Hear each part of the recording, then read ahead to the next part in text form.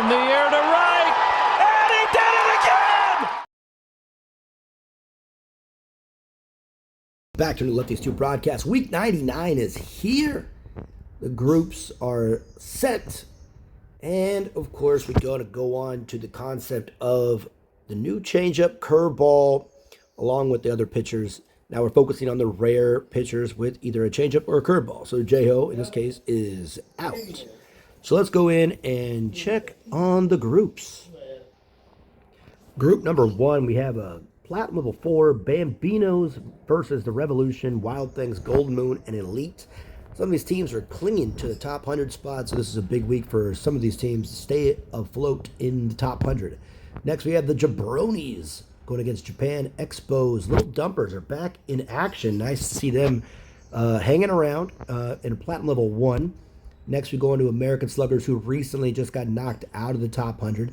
Toros, Guardians, Hounds, and Eyesight. A lot of these teams trying to make it back into the top 100 with a win this week. Next, we have the Misfits, Avatar, Stars and Bars, Taiwan, and another team from Taiwan. All right, goal level 1. And Cooperstown 2, 71st place. Big underdog here, just based off the rankings. Met 7-Line Army, 5th in the world, even though they score about 120 max.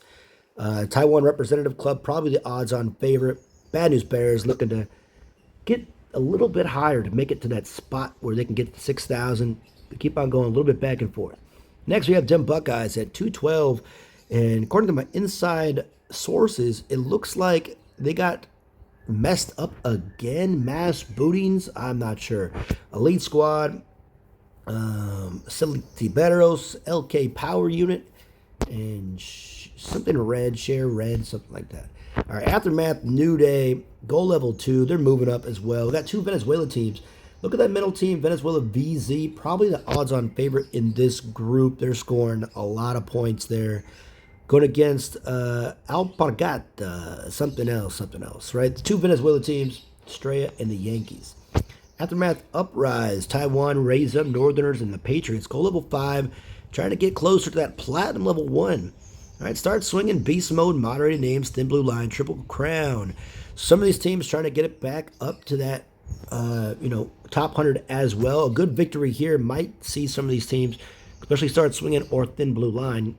Okay, Aftermath OG. Big Bat Slammers, Japan 123, Bomb Squad, and a Chinese team, Silver Level 4. Moderated Bunts, Revolution 1, Team Japan, and Yankees, and Chinese representative team there. This is kind of an interesting group. Moderated Bunts typically goes 1 win, 1 loss, 1 win, 1 loss. This would be their 1-win week. These other teams, I'm not quite sure. Revolution has struggled here and there. So this is a crapshoot, but I put my money on Moderated Bunts to kind of rebound this week. All right, All-Stars. This is a Group of Death 2.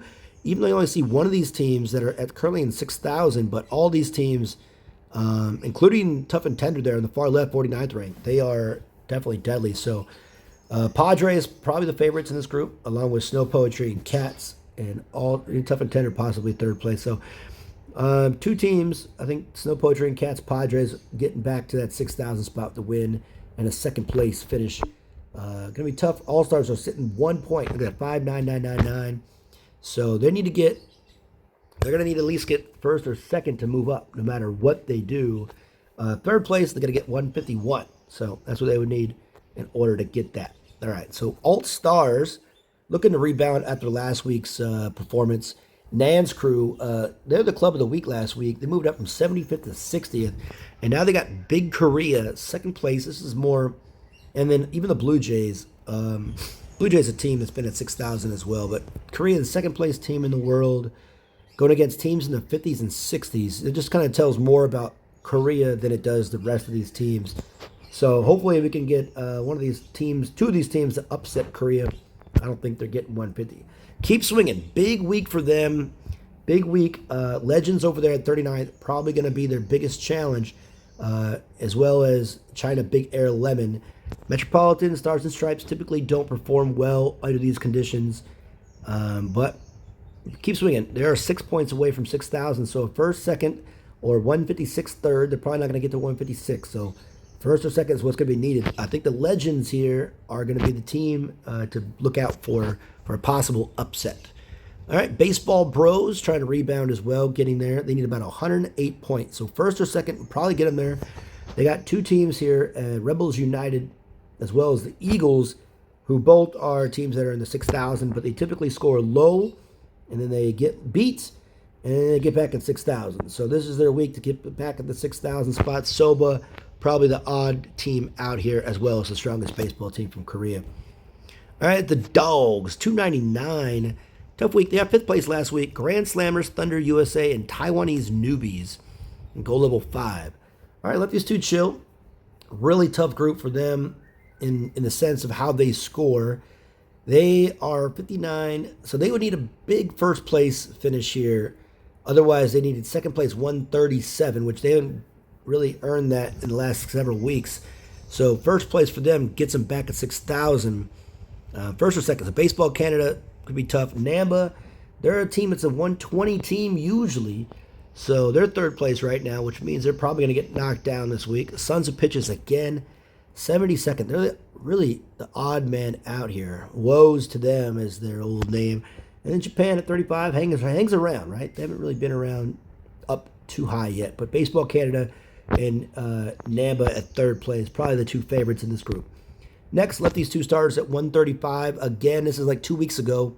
A repeat. They got Masaba Full Swing Extreme right there.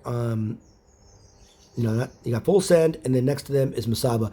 So Full Send beat left these two starters 2 weeks ago with Masaba Full Swing, who's going to win this one without even blinking. So left these two starters, if they want to make a dent here, they got to be able to beat Full Send LLC and potentially the two Korean teams. Otherwise, never know. All right, so left these two. This is the group of death. This is going to be a tough week in general because you got clubs.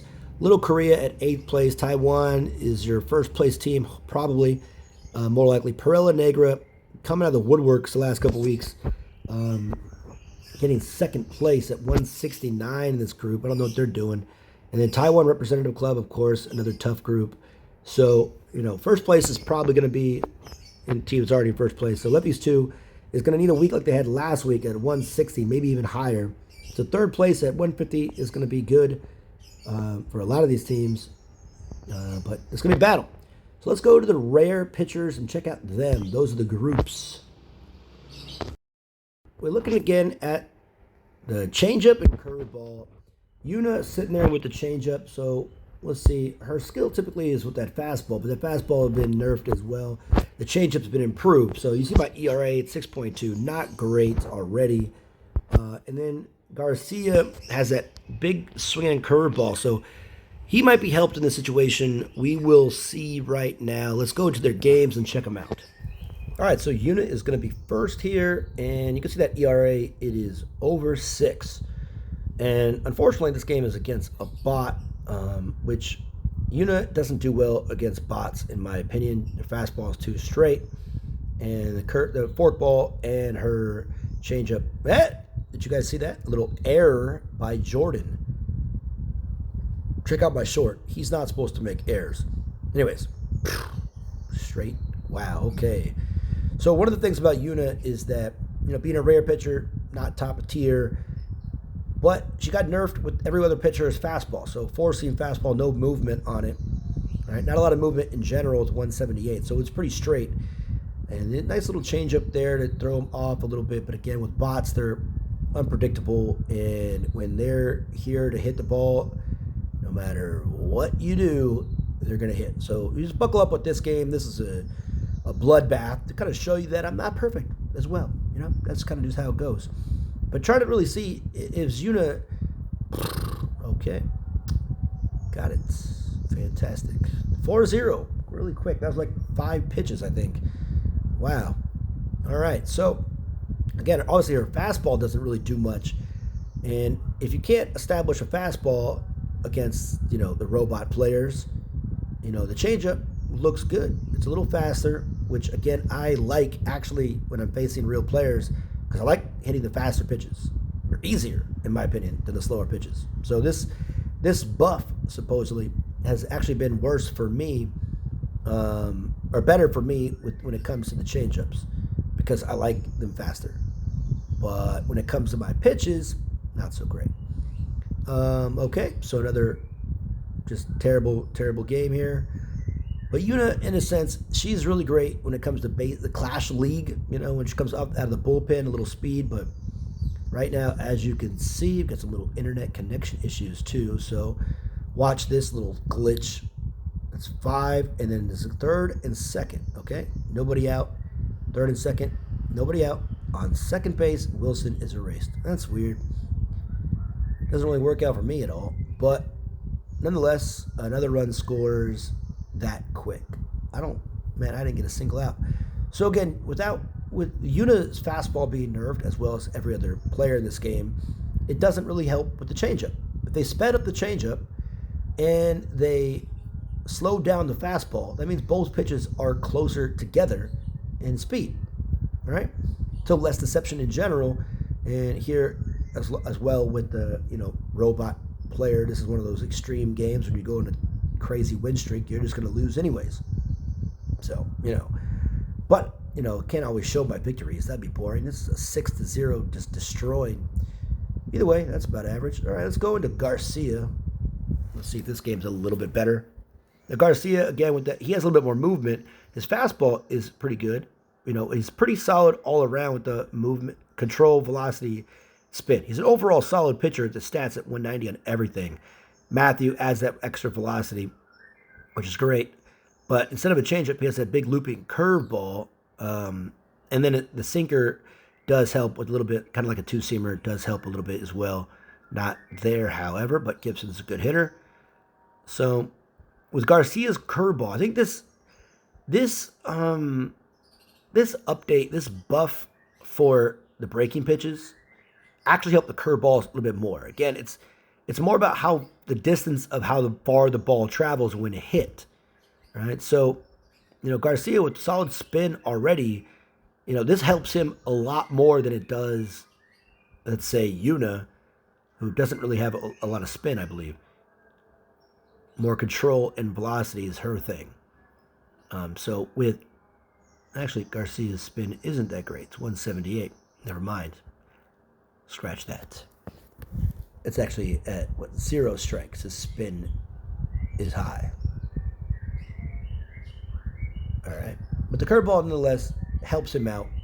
Keeps the ball in play a little bit to kind of help with his fastball and sinker ball. So that's pretty beneficial, which allows him to pitch a lot like, because he lefty, kind of like pitch like Wade a little bit with that high curveball, giving him that a little bit leverage. And again, that changeup doesn't really get played a lot because you throw that pitch in the zone, it gets hit most of the time. So you're throwing the changeup out of the zone. Anyways, with Garcia, your sinker is your changeup compared to his four-seam fastball. But that curveball, I think, is going to help him a lot more against real players and bots. I think any pitcher with a high looping curveball in general is better versus bots anyways, just because it has that opportunity to be right above the zone, right below the zone, and induces a lot more pop-ups. And again, that's a good example of a high power batter keeping the ball in play. And then we got another high power.